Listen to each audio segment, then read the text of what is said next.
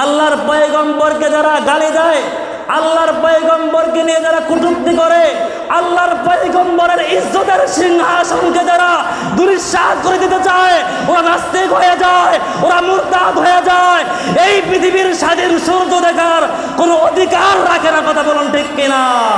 নারায়ে তাকবীর! এই সাকো সাদে ইসলামের শত্রুরা, ইসলামের শত্রুরা, নারায়ে তাকবীর!